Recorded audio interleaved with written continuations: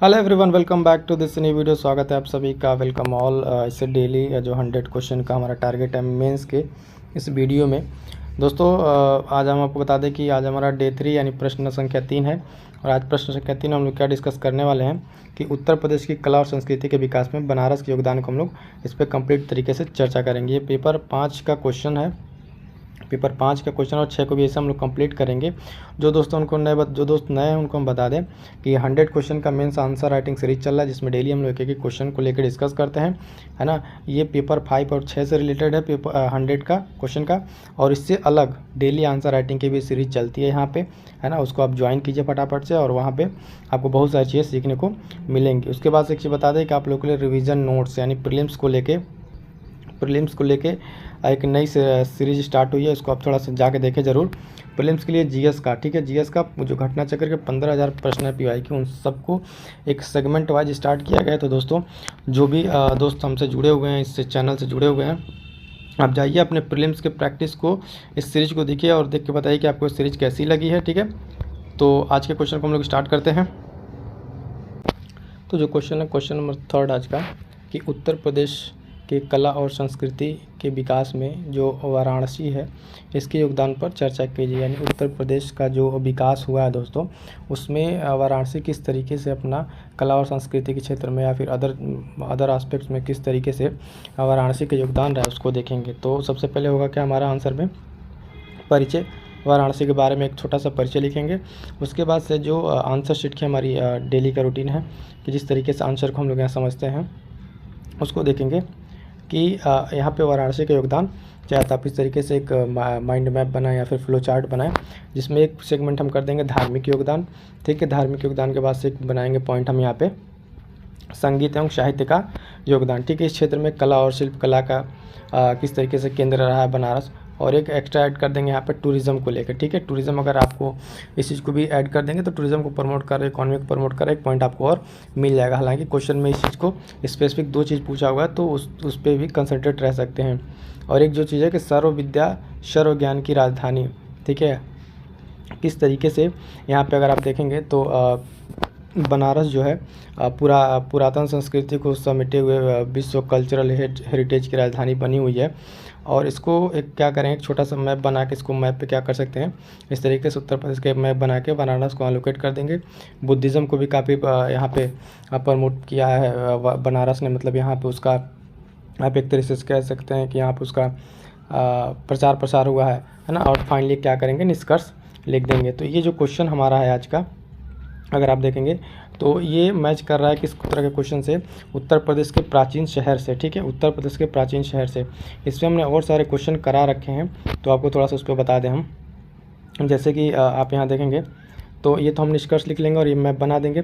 उसके साथ यहाँ से क्वेश्चन और क्या बनते हैं कि उत्तर प्रदेश के प्राचीन शहर, एक डेली आंसर राइटिंग सेशन में, जो हमारा एक अलग से प्रोग्राम है डेली आंसर राइटिंग सेशन में, उसमें हमने अयोध्या के बारे में ऐसे डिस्कस कर चुके हैं हम लोग, ठीक है। अयोध्या के बारे में कंप्लीट इन्फॉर्मेशन आप हम लोग डिस्कस कर चुके हैं, किस तरीके से अयोध्या का कल्चरल और राजनीतिक पॉलिटिकल इसका महत्व है।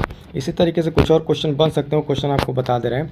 एक तो वाराणसी और एक प्रयागराज, उत्तर प्रदेश के प्राचीन शहरों में कन्नौज, ठीक है, श्रावस्ती और कुशीनगर जो बुद्धा के महापरिनिर्वाण स्थल से संबंधित है, ठीक है। और इसमें देखेंगे अगर आप तो प्रयागराज एक बार इसके महत्व को पूछा जा चुका है, ठीक है। जीएस में ये मेंस में पूछा जा चुका है।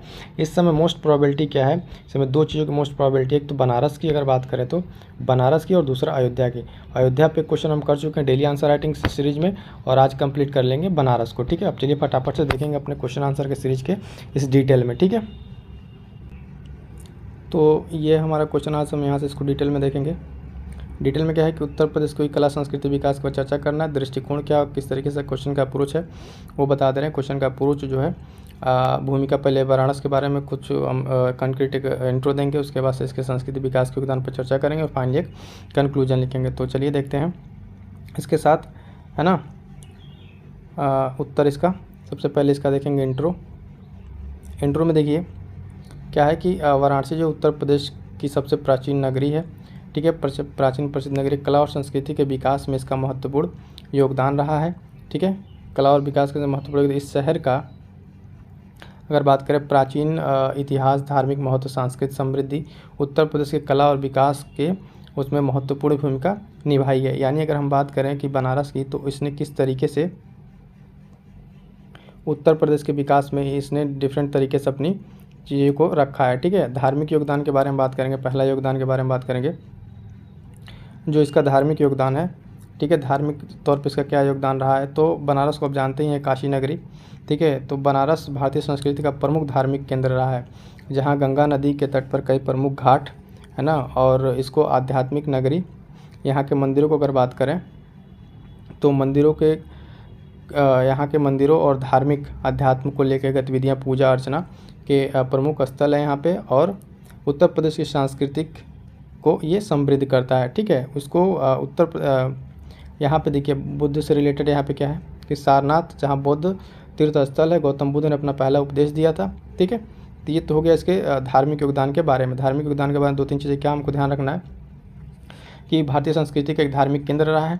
यहाँ पे प्रमुख जो घाट हैं, मंदिर हैं, किस तरीके से आध्यात्मिक गतिविधियों को सजे हुए हैं, और सारनाथ का बौद्ध तीर्थ स्थल यहाँ पे गौतम बुद्ध का प्रथम उपदेश स्थल है। कला और शिल्पकला के बारे में बात करें अगर हम यहाँ पे, कला और शिल्पकला का केंद्र किस तरीके से, तो वाराणसी ने 1000 वर्षों से कला और शिल्पकला के विकास में महत्वपूर्ण योगदान दिया है। यहाँ के अगर बात करें बाज़ार में जो रेशम की बुनाई, उसके साथ साथ हस्तशिल्प, लकड़ी के खिलौने है ना, पीतल के बर्तन, पत्थर की नक्काशी आदि मिलती है।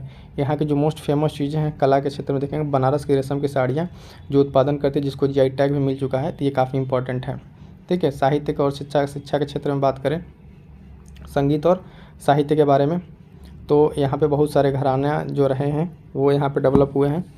जैसे वाराणसी ने कला को लेके शिल्पकला के विकास में महत्वपूर्ण योगदान दिया है। यहाँ के बाज़ारों में ये पॉइंट हो गया। ठीक है, संगीत वाला देखना था मैंने। वाराणसी संगीत और वाद्य साहित्य के लिए एक प्रमुख केंद्र है। यहाँ पर भारतीय संगीत शास्त्र के उत्कृष्ट गायक और वादक उत्पन्न हुए, जिसमें वाराणसी गायन और की इसकी गायकी परंपरा लोकप्रिय रही है।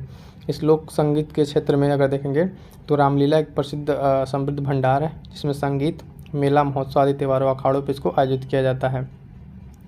खेल के पारंपरिक बात में करें तो यहाँ पे प्रसिद्ध सितार वादक और संगीतज्ञ पंडित रविशंकर है ना, और उस्ताद बिस्मिल्लाह खां एक प्रतिष्ठित शहनाई वादक, शास्त्रीय गिरजा देवी। ठीक है, शास्त्रीय ये नृत्यकार जो गिरजा देवी हैं, इनका भी संबंध बनारस से रहती है। संगीत और साहित्य के क्षेत्र में इसका योगदान हो गया। अब बात करते हैं इसके